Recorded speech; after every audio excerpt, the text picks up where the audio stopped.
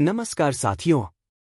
क्या आपको कभी ऐसा महसूस हुआ है कि आप बिना कहे किसी की भावनाओं को समझ जाते हैं? क्या आप भीड़ में खुद को थका हुआ या दूसरों की परेशानियों से प्रभावित महसूस करते हैं? क्या आप दूसरों की भावनाओं को गहराई से महसूस करते हैं? क्या भीड़ में आपको बेचैनी होती है? अगर हाँ, तो हो सकता है आप एम्पाथ हों, एक विशेष आत्मिक उपहार से संपन्न। एक ऐसा व्यक्ति जिसकी आत्मा अत्यधिक संवेदनशील होती है। इस वीडियो में जानिए एम्पाथ होने का अर्थ, इसके लक्षण, फायदे और कैसे आप इस शक्ति को समझकर एक सुंदर और संतुलित जीवन जी सकते हैं। इस वीडियो में मिलेगा आपको एम्पाथ के लक्षण, दूसरों की ऊर्जा से बचाव, आत्मसमझ और करुणा का विस्तार, आध्यात्मिक दृष्टिकोण और व्यावहारिक सुझाव। चैनल को सब्सक्राइब करना न भूलें ताकि अगली वीडियो आप मिस न करें। परिचय। एम्पैथ कौन होता है? Introduction. Who is an empath? Social intelligence mastery. Empath सामाजिक बुद्धिमत्ता में निपुणता, सहानुभूति। एम्पैथ शब्द एम्पैथी से बना है, जिसका अर्थ होता है किसी और की भावनाओं, दुख, दर्द या प्रसन्नता को इस हद तक महसूस करना कि वह आपकी अपनी अनुभूति बन जाए। एक एम्पैथ वह व्यक्ति होता है जो केवल किसी और के अनुभव को समझता ही नहीं, बल्कि उसे अपनी आत्मा और शरीर में भी गहराई से महसूस करता है। एक एम्पैथ की परिभाषा और सामान्य समझ। सामान्यतः जब हम किसी के दुख या खुशी को समझते हैं तो हम संवेदनशील कहे जाते हैं। लेकिन एक एम्पैथ उससे कहीं आगे होता है। वो व्यक्ति किसी कमरे में प्रवेश करता है और बिना कुछ कहे यह जान लेता है कि वहां कौन खुश है, कौन दुखी है, कौन तनाव में है। ये लोग दूसरों की ऊर्जा को स्वाभाविक रूप से अपने भीतर खींच लेते हैं, चाहे सामने वाला कुछ बोले या ना बोले। 2. यह गुण कैसे होता है? जन्मजात या अर्जित? जन्मजात एम्पैथ। कुछ लोग बचपन से ही बेहद संवेदनशील होते हैं। वे परिवार, दोस्तों, स्कूल में घट रही चीजों को गहराई से महसूस करते हैं। उनकी भावनाएं तीव्र होती हैं और उन्हें भी नहीं पता होता कि वे इतना क्यों महसूस करते हैं। समय के साथ विकसित हुआ एम्पैथ जीवन में किसी गहरे अनुभव, ट्रॉमा या आध्यात्मिक यात्रा के बाद भी कोई व्यक्ति एम्पैथ बन सकता है। जैसे जैसे आत्मजागरूकता बढ़ती है, वैसे वैसे सहानुभूति की क्षमता भी बढ़ती है। 3. एम्पैथ की पहचान कैसे होती है? यदि आप बिना किसी कारण के उदास हो जाते हैं और बाद में पता चलता है कि किसी करीबी को दुख था, या जब आप भीड़ में जल्दी थक जाते हैं क्योंकि आप हर किसी की ऊर्जा को अपने भीतर महसूस करने लगते हैं, या जब आप किसी की बातें सुनकर उसके शब्दों से ज्यादा उसकी भावनाओं को समझ जाते हैं, तो संभव है कि आप एम्पैथ हों। 4. एम्पैथ और सामान्य व्यक्ति में अंतर। सामान्य व्यक्ति एम्पैथ भावनाओं को समझता है, भावनाओं को जीता है, सलाह देता है, साथ में दर्द महसूस करता है, दूसरों की बातें सुनता है, दूसरों के बिना कहे भाव जानता है। 5. समाज में एम्पैथ का स्थान। एम्पैथ व्यक्ति अक्सर एक हीलर, काउंसलर, गाइड, आध्यात्मिक पथिक या कलाकार बनते हैं, क्योंकि वे दूसरों के अंदर की भावनाओं को महसूस करके उन्हें शब्द, रंग या ध्वनि में ढाल सकते हैं। 6. चुनौती और वरदान दोनों। एम्पैथ होना एक वरदान है क्योंकि आप दुनिया को एक संवेदनशील, करुणामयी दृष्टि से देखते हैं। लेकिन यह एक चुनौती भी है क्योंकि अगर आप अपनी ऊर्जा की रक्षा करना नहीं सीखते तो आप खुद ही भावनात्मक थकावट या भ्रम की स्थिति में आ सकते हैं। निष्कर्ष। परिचय के रूप में इतना समझ लेना जरूरी है कि एक एम्पैथ सिर्फ संवेदनशील नहीं होता, बल्कि एक ऐसा दर्पण होता है जिसमें दूसरों की भावनाएं पूरी सच्चाई से परावर्तित होती हैं। यह एक दिव्य गुण है जिसे पहचानना, स्वीकार करना और संतुलित रखना बेहद जरूरी है। अध्याय 1। सहानुभूति की प्रकृति, द नेचर ऑफ एम्पैथी। एक सहानुभूति क्या है? सहानुभूति, एम्पैथी का अर्थ है किसी अन्य व्यक्ति की भावनाओं, स्थितियों और अनुभवों को इतने गहराई से समझना कि ऐसा महसूस हो जैसे वह अनुभव आपके साथ हो रहा हो। यह सिर्फ दूसरों की परेशानी को जानना या उनके लिए चिंता करना नहीं है, बल्कि उसकी भीतर तक अनुभूति करना है। उदाहरण के लिए, अगर कोई दुखी है और वह कुछ नहीं कहता, तो भी एक सहानुभूतिशील व्यक्ति उसकी ऊर्जा से यह समझ सकता है और उसी पीड़ा को अपने भीतर भी अनुभव करता है। 2. सहानुभूति, दया और सहसंवेदना में अंतर। इन तीनों शब्दों का अर्थ एक जैसा लगता है, लेकिन गहराई में अंतर है। दया, सिंपैथी, सामने वाले के लिए मन में करुणा रखना, जैसे बेचारा, काश वो ठीक हो जाए कहना। सहसंवेदना, कंपैशन, भावना के साथ कार्य भी करना, जैसे किसी की मदद करने के लिए कुछ करना। सहानुभूति, एम्पैथी, किसी के दर्द को ऐसा महसूस करना जैसे वह आपका अपना हो। सहानुभूति सबसे गहरी प्रक्रिया है, जिसमें आप खुद को भूलकर सामने वाले की भावना में डूब जाते हैं। 3 एम्पैथ बनने की शुरुआत बचपन से। बहुत से एम्पैथ लोगों में यह गुण बचपन से होता है। ऐसे बच्चे बहुत शांत, संवेदनशील और कल्पनाशील होते हैं। वे भीड़, तेज आवाज या तनावपूर्ण वातावरण से जल्दी प्रभावित हो जाते हैं। उन्हें अकेलापन भाता है, क्योंकि बहुत ज्यादा ऊर्जा को ग्रहण करने से वे थक जाते हैं। उन्हें दूसरों की भावनाएं बिना शब्दों के समझ में आने लगती हैं।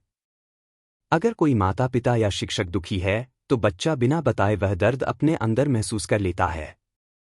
यह प्रवृत्ति यदि सही माहौल मिले तो एक शक्तिशाली सहानुभूतिशील व्यक्तित्व में बदल सकती है। 4 सहानुभूति के साथ भ्रमित होने वाली प्रक्रियाएं। कई बार लोग सहानुभूति को निम्नलिखित प्रक्रियाओं से गलती से जोड़ देते हैं। सहनिर्भरता, कोडिपेंडेंसी।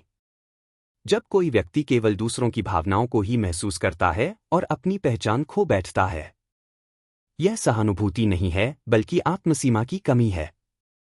2 भावनात्मक प्रतिक्रिया, इमोशनल रिएक्टिविटी। किसी की बात सुनकर भावनाओं से बह जाना, बिना उस भावना को समझे, यह सहानुभूति नहीं बल्कि भावनात्मक प्रतिक्रिया है। 3 सहायक प्रवृत्ति, पीपल प्लीजिंग। हर किसी को खुश करने की आदत, भले ही अपने ऊपर बोझ डालना पड़े, इसे भी अक्सर सहानुभूति समझ लिया जाता है। वास्तविक सहानुभूति में भावना को महसूस करके भी अपनी ऊर्जा का संतुलन बनाए रखना शामिल है। 5 एक सहानुभूतिशील व्यक्ति के रूप में बड़ा होना। जब कोई व्यक्ति बचपन से ही सहानुभूतिशील होता है, तो उसका जीवन दूसरों की भावनाओं के तूफान से प्रभावित होता है। अनुभव। खुद की भावनाओं और दूसरों की भावनाओं में फर्क समझना मुश्किल हो जाता है। कई बार वह दूसरों की समस्याएं अपने ऊपर ओढ़ लेता है। उसे खुद को शांत करने के लिए एकांत, प्रकृति या रचनात्मकता की आवश्यकता होती है। यदि माता पिता या समाज उसे नहीं समझते, तो वह व्यक्ति अपने को कमजोर, अलग या अजीब मानने लगता है। लेकिन यदि उसे मार्गदर्शन और समझ मिल जाए, तो यही अनुभव उसे एक हीलर, कलाकार या आध्यात्मिक मार्गदर्शक बना सकता है। 6 सहानुभूति का अनुभव। सहानुभूति का अनुभव कुछ इस तरह होता है। जब आप किसी के दर्द को खुद में महसूस करें, बिना उसके कहे। जब किसी कमरे की ऊर्जा आपकी मानसिक स्थिति को बदल दे। जब किसी जानवर या पेड़ की स्थिति आपको बेचैन कर दे। जब कोई झूठ बोल रहा हो और आप अंदर से तुरंत जान लें। जब आपको दूसरों की मदद करने की इच्छा जन्मजात लगे, पर थकावट भी महसूस हो। यह अनुभव सुंदर, दिव्य और शक्तिशाली होता है, लेकिन इसके साथ स्वयं की सुरक्षा और सीमाओं की समझ जरूरी होती है। निष्कर्ष। सहानुभूति एक आंतरिक शक्ति है, जो व्यक्ति को मानवीय संवेदना से जोड़ती है। इसका सही उपयोग केवल तभी संभव है, जब व्यक्ति खुद को समझे, अपनी सीमाएं तय करे और भावनाओं के इस प्रवाह में बहने की बजाय उन्हें समझना सीखे। यह अध्याय बताता है कि एक एम्पैथ का जन्म केवल शारीरिक नहीं, बल्कि ऊर्जात्मक और भावनात्मक स्तर पर भी होता है। अध्याय 2 एम्पैथ के प्रकार, जनरल टाइप्स ऑफ एम्पैथ्स। हर सहानुभूति रखने वाला व्यक्ति एक जैसा नहीं होता। सभी एम्पैथ अलग अलग तरीके से दूसरों की ऊर्जा, भावनाएं या स्थितियां महसूस करते हैं। यह अनुभव उनके व्यक्तित्व, ऊर्जा, संवेदनशीलता और जीवन के अनुभवों पर आधारित होता है। इस अध्याय में हम समझेंगे कि एम्पैथ के कौन कौन से प्रकार होते हैं और हर प्रकार की विशेषताएं क्या हैं। एक एम्पैथ के मुख्य प्रकार। एक भावनात्मक एम्पैथ, इमोशनल एम्पैथ। यह सबसे सामान्य और पहचाने जाने वाला प्रकार है। ऐसे एम्पैथ दूसरों की भावनाओं को बहुत तेजी से महसूस करते हैं, चाहे वह खुशी हो, दुख हो, क्रोध या घबराहट। ये लोग बहुत जल्दी भावनात्मक रूप से प्रभावित हो जाते हैं। कभी कभी उन्हें यह समझ भी नहीं आता कि यह भावना उनकी अपनी है या किसी और की। उदाहरण, यदि किसी कमरे में कोई व्यक्ति तनाव में है, तो भावनात्मक एम्पैथ भी अचानक बेचैनी महसूस करने लगता है। 2 शारीरिक संवेदनशील एम्पैथ, फिजिकल एम्पैथ। ये लोग दूसरों की शारीरिक पीड़ा या ऊर्जा को महसूस करते हैं। उदाहरण, किसी को सिरदर्द हो और आप उसके पास बैठे हों, तो आपको भी अचानक सिरदर्द होने लगे, जबकि आपकी तबीयत ठीक हो। ये एम्पैथ हीलिंग प्रोफेशन में बहुत प्रभावशाली होते हैं, जैसे रेकी, ऊर्जा चिकित्सा या आयुर्वेदिक चिकित्सा। 3 बौद्धिक एम्पैथ, इंटेलेक्चुअल और कॉग्निटिव एम्पैथ। ये लोग दूसरों की सोच, मानसिक स्थिति और दृष्टिकोण को बहुत गहराई से समझते हैं। इनकी ताकत होती है विचारों और मानसिक प्रक्रियाओं को पकड़ना। ये लोग अच्छे काउंसलर, शिक्षक या विचारशील मार्गदर्शक बन सकते हैं क्योंकि वे सामने वाले की सोच के स्तर पर उतरकर समाधान खोजते हैं। 4 प्रकृति और पशु empath, nature and animal empath. ये एम्पैथ प्रकृति, पौधों और जानवरों की ऊर्जा से जुड़ते हैं। उदाहरण, किसी पेड़ को कटते देखना उन्हें आंतरिक रूप से हिला देता है। या कोई जानवर अगर परेशान है, तो ये व्यक्ति उसकी बेचैनी को गहराई से महसूस कर सकता है। ऐसे लोग प्रकृति प्रेमी, पशु संरक्षक या पर्यावरणविद बनते हैं। 2 सहानुभूति बनने की प्रक्रिया, the process of becoming an empath. बचपन में अनुभव, अधिकतर एम्पैथ लोगों में यह गुण बचपन से होता है। ऊर्जा के प्रति संवेदनशीलता, समय के साथ यह क्षमता विकसित होती जाती है, विशेष रूप से यदि व्यक्ति ध्यान, आत्मावलोकन और भावनात्मक जागरूकता का अभ्यास करे। ट्रॉमा या आध्यात्मिक अनुभव, कुछ लोग किसी गहरे जीवन परिवर्तन, जैसे दुखद घटना, ध्यान अनुभव या तीव्र आध्यात्मिक जागरण के बाद एम्पैथ बनते हैं। यह प्रक्रिया धीरे धीरे व्यक्ति को दूसरों की ऊर्जा, भावनाओं और शरीर की संवेदनाओं को ग्रहण करने योग्य बना देती है। 3 खुद को एम्पैथ के रूप में समझना, understanding yourself as an empath. यदि आप भीड़ में थक जाते हैं, यदि आप दूसरों की परेशानी को बिना बोले जान लेते हैं, यदि आपको अकेले रहने की तीव्र आवश्यकता महसूस होती है, या किसी की खुशी आपको ऊर्जा से भर देती है, तो यह संकेत हो सकता है कि आप एक एम्पैथ हैं। खुद को समझना इस सफर का पहला कदम है।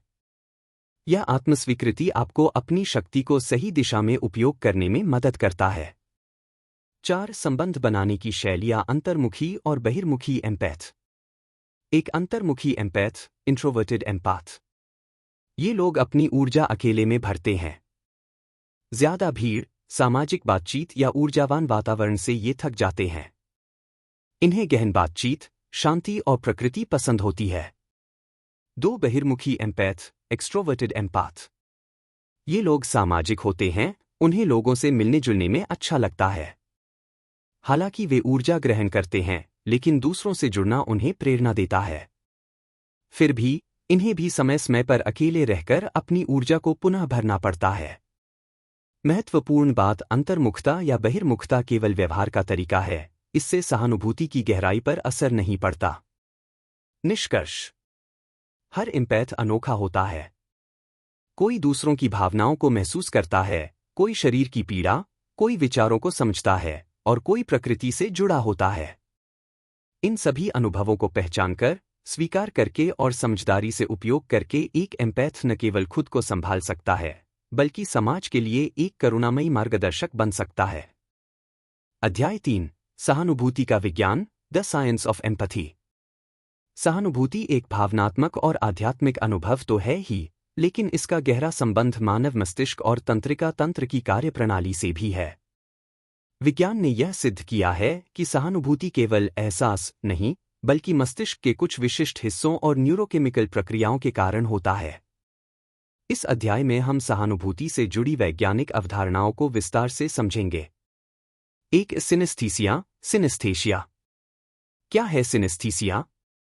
सिनेस्थीसिया एक ऐसा न्यूरोलॉजिकल अनुभव है जिसमें 2 या अधिक इंद्रियां एक दूसरे से जुड़ जाती हैं। उदाहरण के लिए, कोई व्यक्ति रंगों को सुन सकता है, या ध्वनि को देख सकता है, या किसी भावना को शारीरिक रूप से छूने जैसा अनुभव कर सकता है।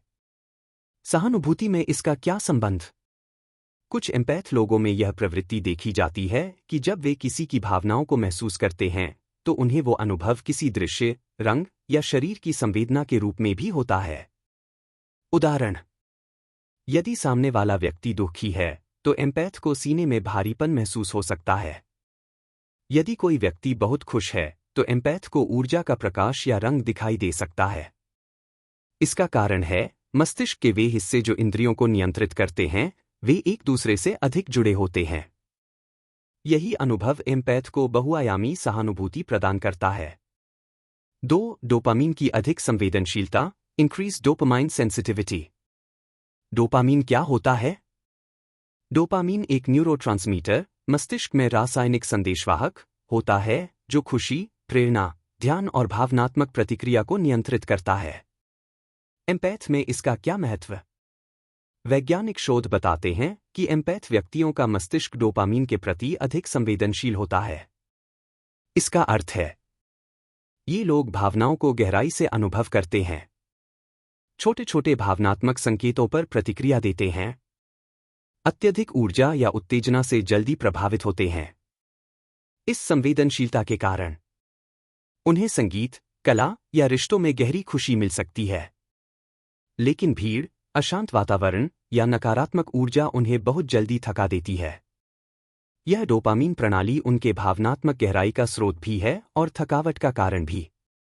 3. भावनात्मक संक्रमण, इमोशनल कंटेजन। क्या होता है भावनात्मक संक्रमण? भावनात्मक संक्रमण का अर्थ है किसी और की भावना को इस तरह ग्रहण कर लेना कि वह आपकी अपनी भावना बन जाए। यह एक प्राकृतिक मनोवैज्ञानिक और जैविक प्रक्रिया है जिसमें व्यक्ति दूसरों की भावनाओं की नकल करता है, बिना यह जाने कि यह भावना उसकी अपनी नहीं है। उदाहरण: यदि आप किसी ऐसे व्यक्ति के पास बैठते हैं जो चिंतित है, तो आप भी अचानक चिंता महसूस करने लगते हैं। अगर कोई गुस्से में है, तो आप भी बिना किसी वजह के चिड़चिड़े हो सकते हैं। सहानुभूति से इसका संबंध: एम्पैथ इस प्रक्रिया से अत्यधिक प्रभावित होते हैं क्योंकि उनका मस्तिष्क दूसरों की भावनाओं को तेजी से ग्रहण करता है और उन्हें अपने अंदर समाहित कर लेता है।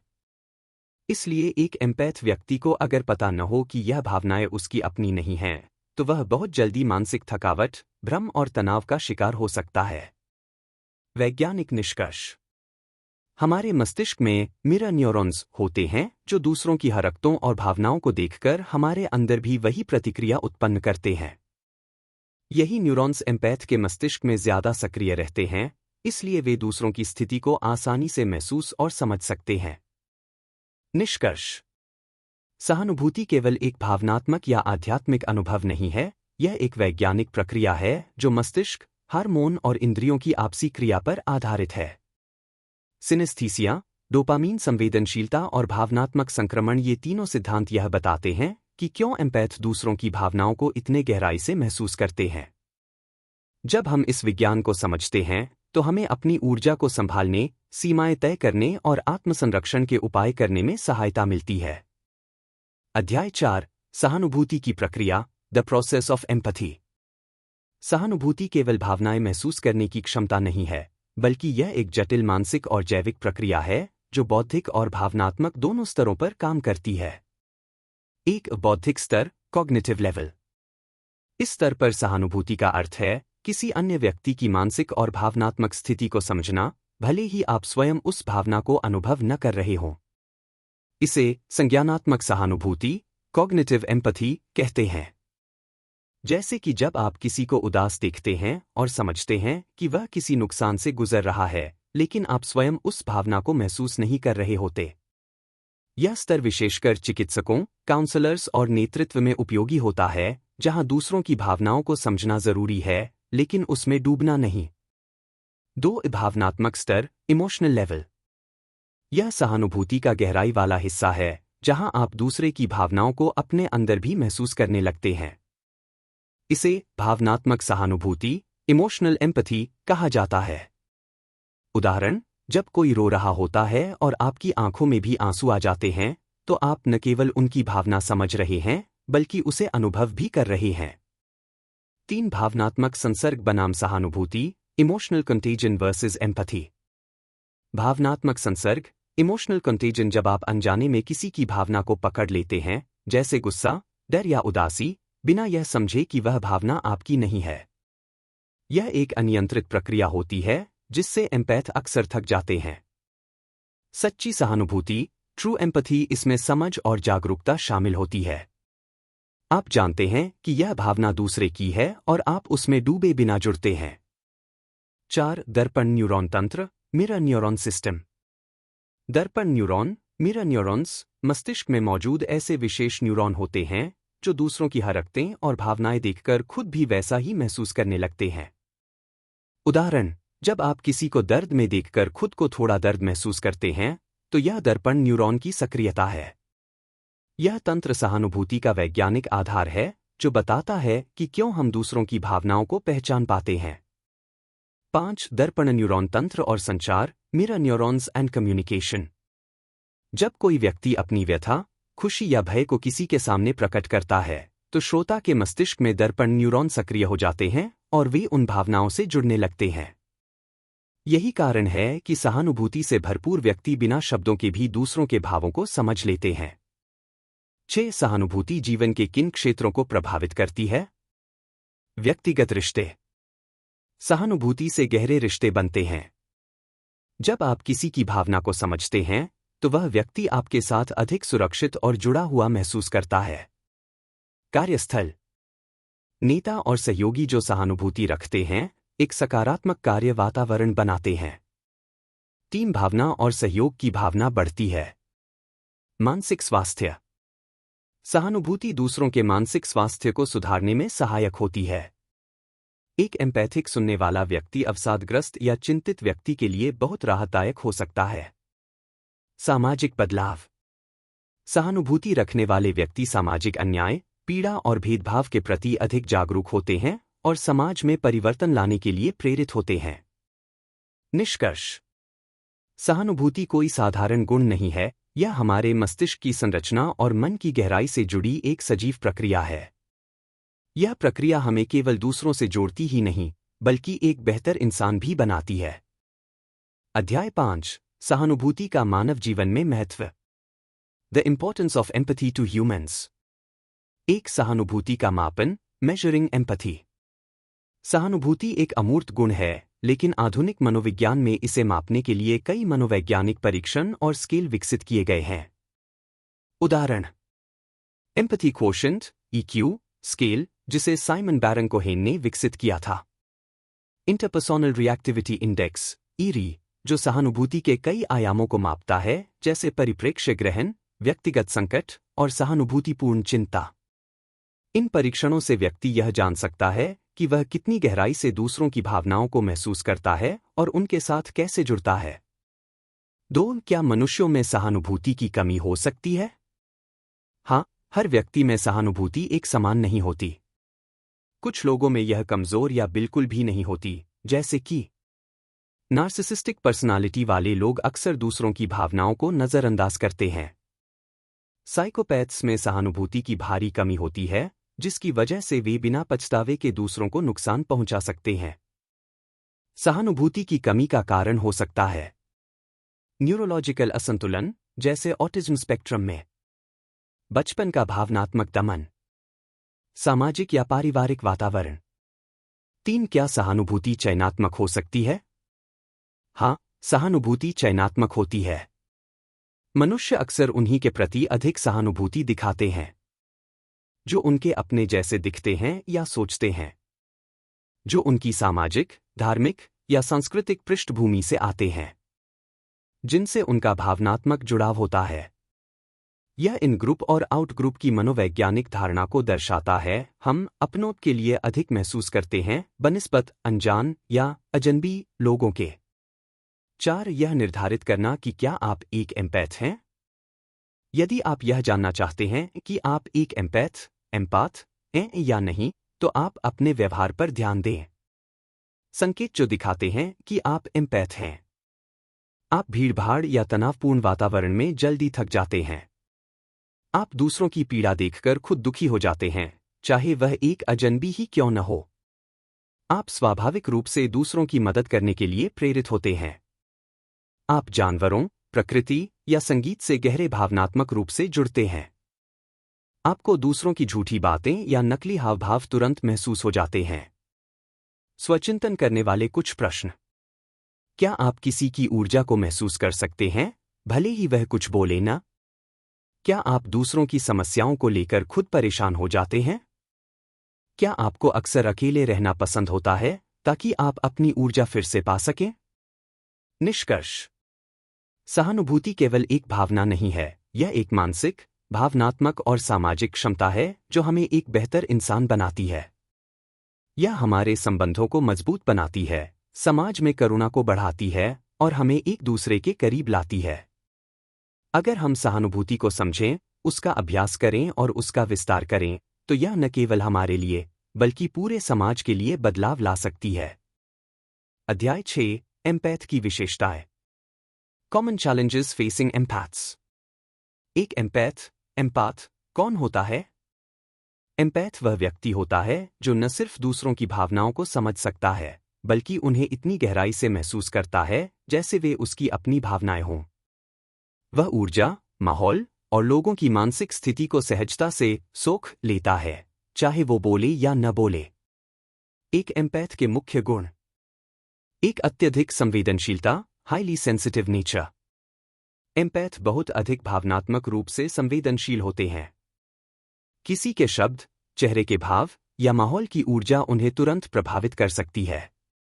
यह संवेदनशीलता केवल भावनाओं तक सीमित नहीं होती, बल्कि रोशनी, शोर, भीड़ और तेज गंध जैसे भौतिक कारकों से भी होती है। दूसरों के दर्द को महसूस करना। जब कोई और दुखी होता है, एम्पैथ खुद भी दुखी हो जाते हैं। जैसे अगर कोई मित्र मानसिक तनाव में है, तो एम्पैथ को बिना कहे ही वो भारीपन महसूस होने लगता है। यह भावनात्मक संक्रमण उनके लिए वास्तविक अनुभव होता है। 3. अकेले समय की आवश्यकता, नीड फॉर सॉलिट्यूड। चूंकि वे हर समय दूसरों की ऊर्जा को ग्रहण कर रहे होते हैं, इसलिए एम्पैथ को रिचार्ज होने के लिए अकेले समय की बेहद जरूरत होती है। प्रकृति के साथ समय बिताना, ध्यान लगाना या एकांत में रहना उन्हें शांति और संतुलन देता है। 4. गहरी अंतर्दृष्टि, डीप इंट्यूशन। एम्पैथ के पास बहुत गहरी अंतर्दृष्टि होती है। वे बिना किसी शब्द के ही यह जान सकते हैं कि कोई व्यक्ति सच बोल रहा है या नहीं। उन्हें निर्णय लेने के लिए तर्क की आवश्यकता नहीं होती, उनका गट फीलिंग उन्हें सही दिशा देता है। एक एम्पैथ होने के लाभ: एक गहरे और सच्चे संबंध बनाना। वे दूसरों के दिल से जुड़ते हैं, इसलिए उनके रिश्ते मजबूत और ईमानदार होते हैं। 2. सहायता और उपचार की क्षमता। वे नैतिक रूप से दूसरों की मदद करते हैं। एक अच्छा सलाहकार, शिक्षक, चिकित्सक या काउंसलर बनने की संभावना अधिक होती है। 3. रचनात्मकता और कल्पना शक्ति। भावनाओं की गहराई उन्हें कलाकार, लेखक, संगीतकार या कवि बनने में मदद करती है। एक एम्पैथ होने की चुनौतियां: एक भावनात्मक थकावट, इमोशनल बर्नआउट। लगातार दूसरों की भावनाएं ग्रहण करते रहना थकाने वाला हो सकता है, खासकर जब वे खुद को ऊर्जा से भरने का समय न लें। 2. सीमाएं न बना पाना, लैक ऑफ बाउंड्रीज। वे ना कहना नहीं जानते, इसलिए लोग उनका फायदा उठा सकते हैं। 3. अत्यधिक आत्मालोचना। अगर किसी की मदद नहीं कर पाए, तो वे खुद को दोषी मानते हैं। 4. भीड़ और ऊर्जाओं से तनाव। मॉल, ऑफिस पार्टी या भीड़भाड़ वाली जगहें उन्हें बेचैन कर सकती हैं। समाधान: एक संतुलित एम्पैथ कैसे बने? सीमाएं निर्धारित करें, अपनी ऊर्जा की रक्षा करना सीखें। स्वस्थ आत्म देखभाल करें, योग, ध्यान, प्रकृति में समय, गहरी सांसें। डिटॉक्स समय निकालें, दिन में कुछ समय मोबाइल, टीवी और लोगों से दूर रहें। एनर्जी शील्डिंग तकनीकें सीखें, जैसे खुद को एक रोशनी की ढाल में इमेजिन करना। निष्कर्ष: एम्पैथ होना एक सुंदर उपहार है। यह दुनिया को अधिक करुणामयी, संवेदनशील और सजीव बनाता है। लेकिन इस उपहार को सुरक्षित और संतुलित रखना भी उतना ही जरूरी है। अध्याय 7: आम चुनौतियां, एम्पैथ्स की जद्दोजहद। Challenges of being an empath. सहानुभूति रखने वाले व्यक्ति, एम्पैथ, वो होते हैं जो दूसरों की भावनाओं को गहराई से महसूस करते हैं, मानो वह उनका ही अनुभव हो। यह एक सुंदर गुण है, लेकिन साथ ही इससे जुड़ी कुछ सामान्य और गहरी चुनौतियां भी होती हैं। इस अध्याय में हम उन्हीं चुनौतियों को विस्तार से समझेंगे और उनसे निपटने के उपाय भी जानेंगे। एक भावनात्मक थकावट, इमोशनल एग्जॉशन। क्या होता है? एम्पैथ लोग दूसरों की भावनाओं को अपने भीतर इस कदर समा लेते हैं कि वे बिना किसी शारीरिक श्रम के भी थक जाते हैं। वे दूसरों की पीड़ा, चिंता और क्रोध को भी अपनी ही भावना की तरह महसूस करते हैं, जिससे उनका ऊर्जा स्तर जल्दी गिर जाता है। कैसे पहचानें? लगातार थकावट का अनुभव, भले ही पर्याप्त नींद ली हो। सामाजिक परिस्थितियों से थक जाना। लोगों की समस्याओं को भूल न पाना। कैसे संभालें? दिन में खुद के लिए शांत समय निकालें। ध्यान, मेडिटेशन और सांस लेने की तकनीकें अपनाएं। दूसरों की समस्याओं को समझें, लेकिन उन्हें ढोए नहीं। दो हर समय मदद करने की प्रवृत्ति।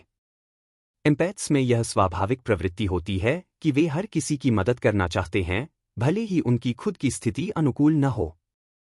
परिणाम: खुद की जरूरतें पीछे छूट जाती हैं। लोग उनका फायदा उठा सकते हैं। भावनात्मक संतुलन बिगड़ सकता है। उपाय: ना कहने का अभ्यास करें। जाने कि कब मदद देना सही है और कब नहीं। भावनात्मक सीमाएं तय करें, इमोशनल बाउंड्रीज। 3 व्यक्तिगत और सामाजिक सीमाओं की धुंधली रेखाएं। क्योंकि एम्पैथ्स दूसरों की भावनाएं गहराई से महसूस करते हैं, वे कई बार ये समझ ही नहीं पाते कि कहाँ दूसरों की भावना खत्म होती है और उनकी खुद की शुरू होती है। परिणाम: भावनाओं की उलझन, निर्णय लेने में कठिनाई, आत्मसम्मान की कमी। सुझाव: स्पष्ट मानसिक सीमाएं तय करें। दिन की शुरुआत खुद से जुड़ने की आदत से करें, जैसे जर्नलिंग। लोगों की बातें दिल पर लेने की बजाय समझदारी से फिल्टर करें। 4 पुरुष और महिला एम्पैथ की चुनौतियों में अंतर। महिलाएं, उन्हें समाज अधिक संवेदनशील और नर्चरिंग मानता है, जिससे वे अधिक जिम्मेदारी और दबाव में रहती हैं। अक्सर उन्हें बहुत ज्यादा इमोशन कहा जाता है। पुरुष, उन्हें भावनाओं को दबाने की सीख दी जाती है। अगर वे सहानुभूतिपूर्ण व्यवहार दिखाते हैं, तो उन्हें कमजोर समझा जाता है। खुद को अभिव्यक्त करने में मुश्किल होती है। उपाय: सामाजिक धारणाओं से ऊपर उठें। खुद की भावनाओं को व्यक्त करने के सुरक्षित और रचनात्मक तरीके ढूंढें, जैसे लेखन, संगीत, कला। समान मानसिकता वाले लोगों से जुड़े। 5 सहानुभूति रखने वालों के लिए समाधान, प्रैक्टिकल कोपिंग स्ट्रैटेजीज। चुनौती समाधान: थकावट, ऊर्जा प्रबंधन, ध्यान, प्राणायाम, डिजिटल डिटॉक्स। अधिक जुड़ाव, सीमाएं तय करना, संतुलित बातचीत। भावनाओं की उलझन, आत्मनिरीक्षण, थेरेपी या कोचिंग। अकेलेपन की भावना, सपोर्ट ग्रुप्स जैसे एम्पैथ समुदाय। ना कहने में झिझक, अभ्यास, आत्मसम्मान पर काम करना। निष्कर्ष: सहानुभूति एक अद्भुत उपहार है, लेकिन यह तभी उपयोगी है जब आप खुद को भी प्राथमिकता दें। एक एम्पैथ के रूप में आपकी संवेदनशीलता समाज को बेहतर बना सकती है, बशर्ते आप खुद का भी ख्याल रखें। अध्याय 8: संतुलन बनाना और आत्मसंरक्षण। Thriving as an empath, skills to prevent overload.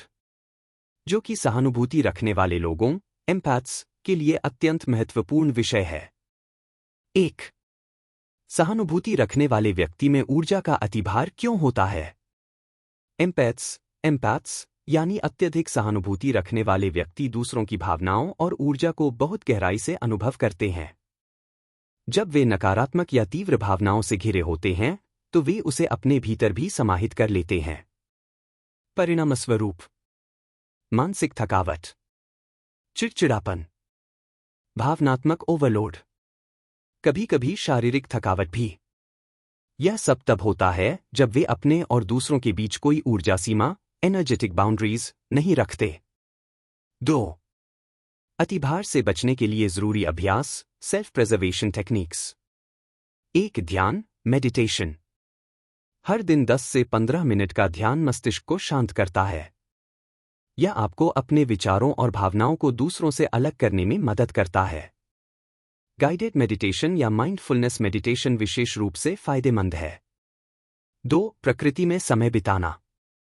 पेड़ों, नदियों, पहाड़ों या खुले आकाश के नीचे समय बिताना आपकी ऊर्जा को पुनः स्थिर करता है। ग्राउंडिंग या अर्थिंग तकनीक जैसे नंगे पैर घास पर चलना अत्यधिक प्रभावी होती है। 3 रचनात्मक गतिविधियां, क्रिएटिव आउटलेट्स। लेखन, चित्रकला, नृत्य या संगीत जैसी गतिविधियां सहानुभूतिपूर्ण ऊर्जा को स्वस्थ रूप में अभिव्यक्त करने का माध्यम बनती है। ये गतिविधियां आंतरिक भावनाओं को समझने और उन्हें नियंत्रित करने में मदद करती हैं। 3 संतुलन बनाने के कौशल, बैलेंस टेक्निक्स। सीमाएं तय करना, सेटिंग बाउंड्रीज। हर व्यक्ति की मदद करना आपकी जिम्मेदारी नहीं है। ना कहना सीखना एक बेहद जरूरी कौशल है। दूसरों की समस्याओं में फंसने से बचने के लिए भावनात्मक दूरी बनाए रखें। ऊर्जा की सफाई, एनर्जी क्लेंजिंग। दिन के अंत में स्मोक क्लेंसिंग, नमक के पानी से स्नान या क्रिस्टल हीलिंग जैसी तकनीकें अपनाई जा सकती हैं। इससे आप दिन भर की भावनात्मक ऊर्जा को बाहर निकाल सकते हैं। समर्थन प्रणाली बनाना। कुछ ऐसे लोगों के साथ समय बिताएं जो आपको समझते हैं। हेल्दी रिलेशनशिप्स आपकी भावनात्मक रिकवरी में मदद करते हैं। 4 फलने फूलने वाली गतिविधियां, थ्राइविंग एज एन एम्पैथ। गतिविधि लाभ। जर्नलिंग, अपने विचारों को स्पष्ट रूप से समझना। योग, शरीर और मन का सामंजस्य। शांत संगीत, भावनाओं को नियंत्रित करना। आत्मसंवाद, खुद को समझना और सशक्त बनाना। सेवा कार्य, सेवा, अपने गुणों का सकारात्मक प्रयोग। निष्कर्ष। सहानुभूति एक वरदान है, लेकिन अगर आप आत्म देखभाल नहीं करते तो यह बोझ बन सकती है। इसलिए जरूरी है कि आप संतुलन बनाना सीखें, सीमाएं तय करें और अपनी ऊर्जा को समझदारी से प्रबंधित करें। अध्याय 9, सुरक्षा और सीमाएं। Balancing ways to protect yourself as an empath. सहानुभूति रखने वाले व्यक्तियों, एम्पैथ्स, के लिए बेहद महत्वपूर्ण है, क्योंकि ये लोग दूसरों की भावनाओं और ऊर्जा को बहुत गहराई से महसूस करते हैं। ऐसे में यदि वे अपनी ऊर्जा की सुरक्षा न करें और सीमाएं तय न करें, तो वे भावनात्मक और मानसिक रूप से थक सकते हैं। यहां इस अध्याय के प्रत्येक भाग को विस्तार से समझाया गया है। 1. तरीकों का संतुलन बनाना, बैलेंसिंग मेथड्स। सहानुभूति रखने वालों को अपनी भावनाओं और ऊर्जा को संभालने के लिए कुछ संतुलन तकनीकों का अभ्यास करना चाहिए।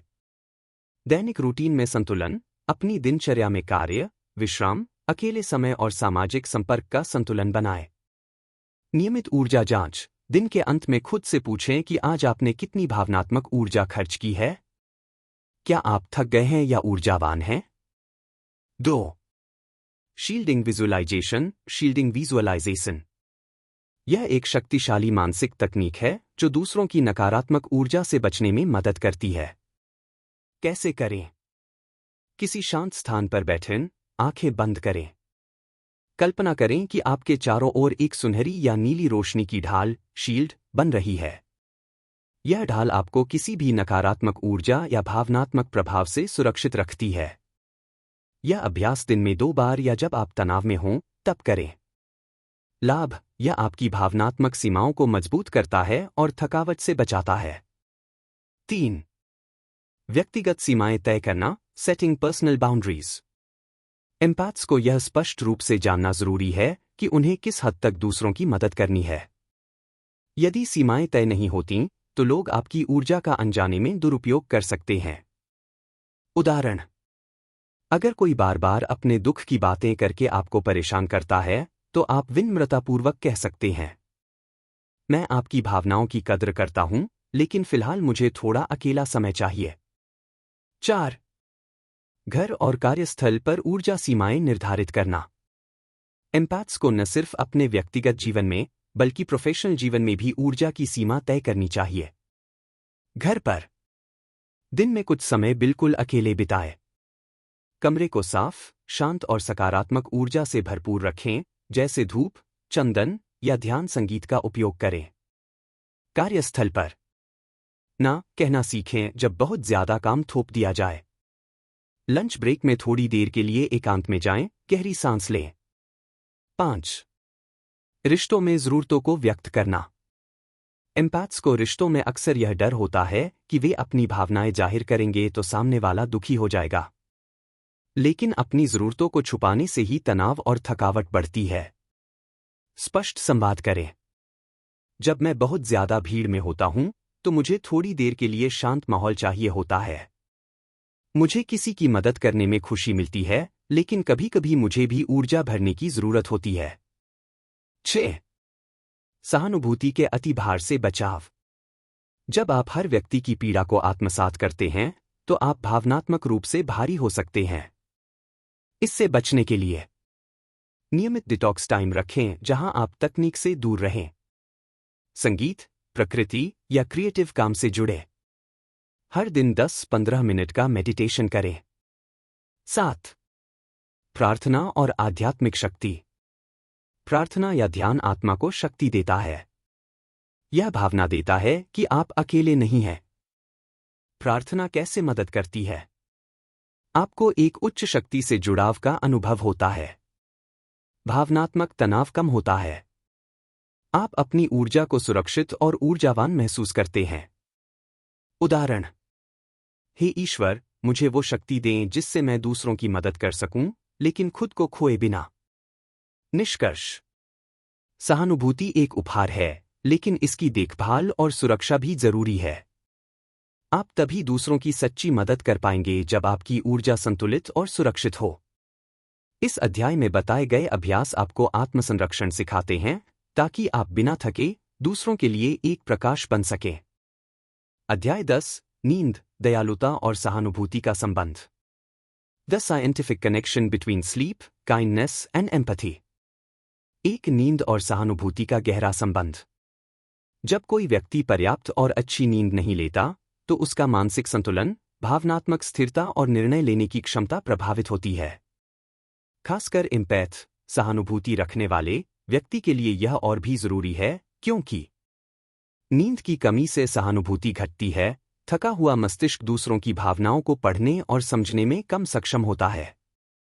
यह व्यक्ति को अधिक चिड़चिड़ा, असहिष्णु और प्रतिक्रिया देने वाला बना सकता है।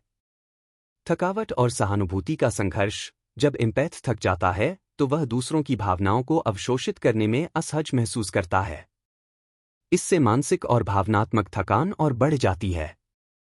सलाह: नियमित और गुणवत्तापूर्ण नींद, जैसे कि हर दिन 7-9 घंटे की नींद, सहानुभूति की शक्ति बनाए रखने के लिए अत्यंत आवश्यक है।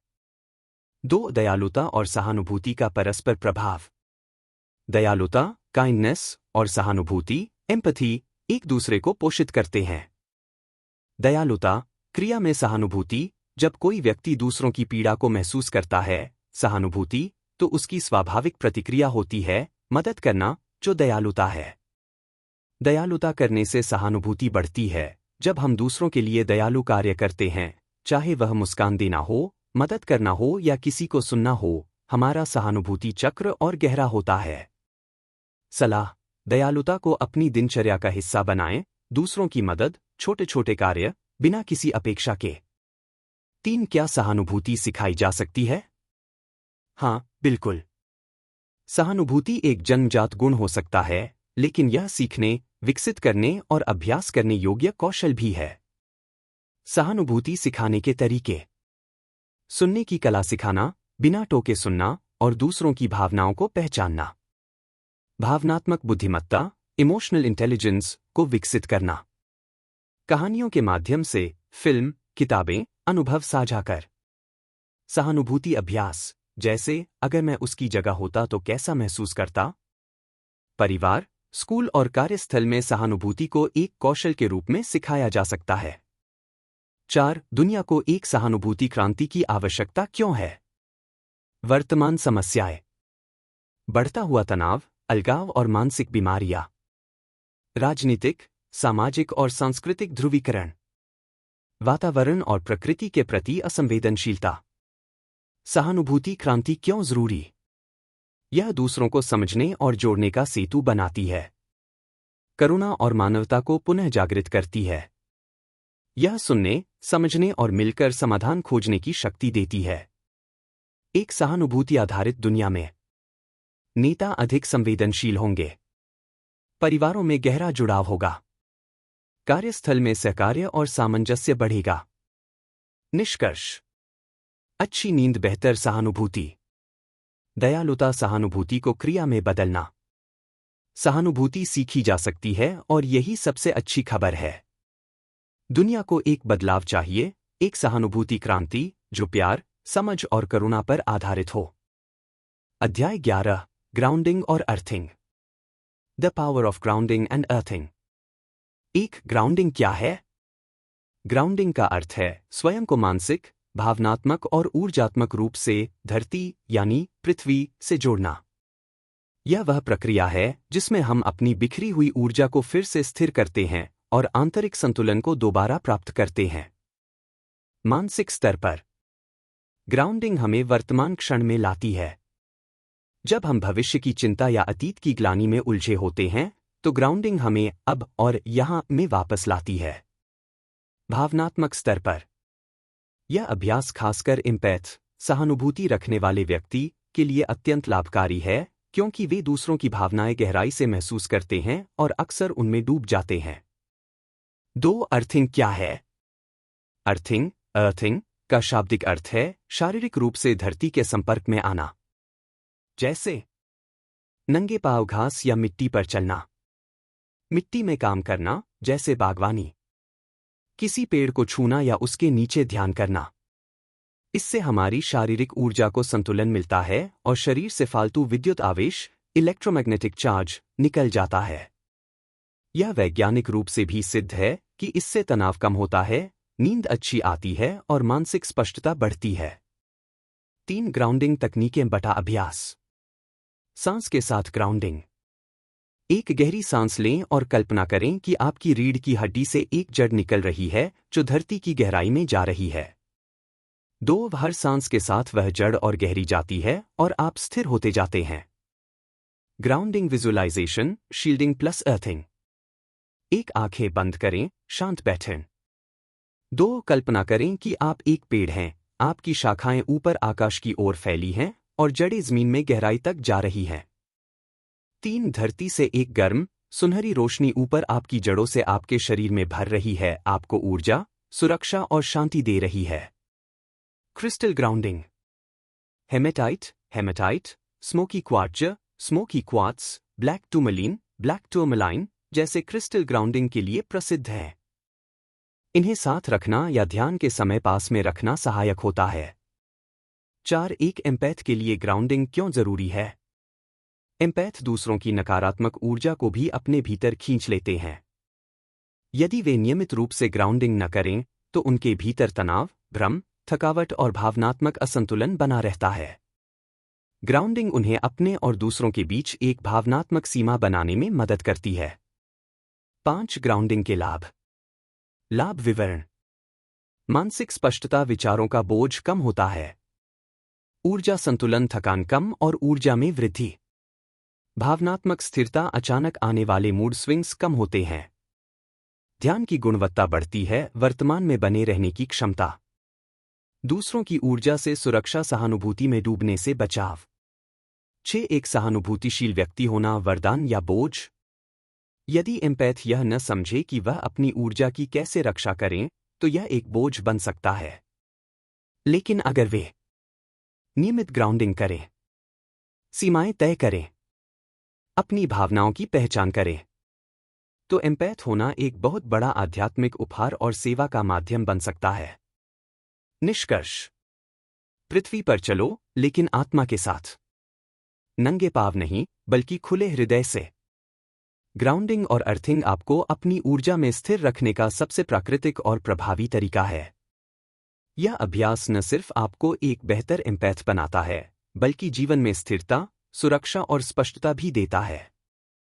अंतिम निष्कर्ष, फाइनल कंक्लूजन। एम्पैथ होना एक विशेष अनुभव है।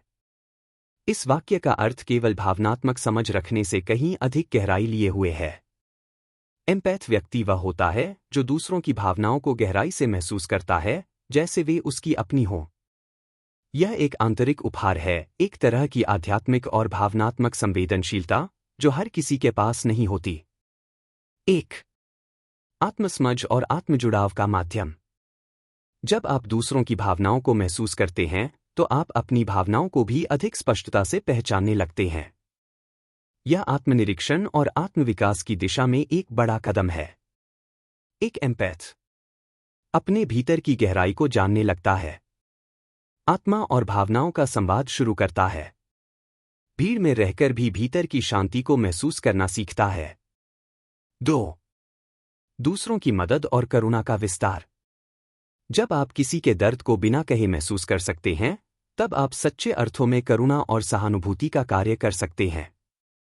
आप किसी का बोझ हल्का कर सकते हैं, बस उनकी भावनाओं को स्वीकार करके। आपकी उपस्थिति ही उपचारात्मक हीलिंग बन जाती है।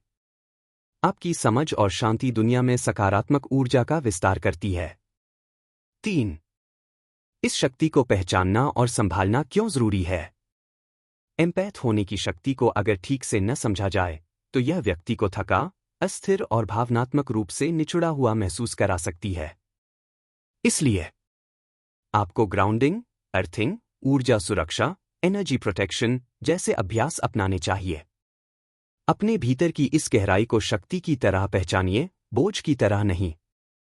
अंतिम संदेश। एम्पैथ होना एक सौभाग्य है, एक ऐसी भाषा जानना जो शब्दों से परे है। यह आपको न केवल दूसरों के दिलों तक पहुंचाता है, बल्कि आपके अपने हृदय के सबसे गहरे कोनों से भी मिलाता है। इस उपहार को पहचानिए, इसे अपनाइए और अपने माध्यम से दुनिया में करुणा और समझ का प्रकाश फैलाइए। तो दोस्तों, अब जब आपने एम्पाथ होने की गहराई को समझा है, मुझे बताइए, क्या आप भी खुद को एम्पाथ मानते हैं? नीचे कमेंट में जरूर लिखिए अपने अनुभव।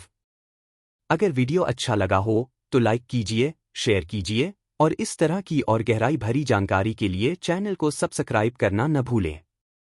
मिलते हैं अगली वीडियो में, तब तक के लिए खुद को जानिए, अपने अनुभव को अपनाइए और दुनिया को करुणा का उपहार दीजिए।